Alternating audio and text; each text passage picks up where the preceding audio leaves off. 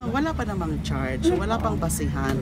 Kung ang basehan ay yung mga sinisiwalat na yan sa House Inquiry, hindi nga mga totoo yung mga sinasabi na yan dyan. So hindi pwedeng maging basehan yan. Korte lang pwedeng magpigil ng pag-aalis. Pero in any case, wala naman akong balak na umalis. Kung aalis man ako, merong yung dahilan. Ibig sabihin, like for example, kung kailangan kong pumunta sa ibang bansa for some engagement or what.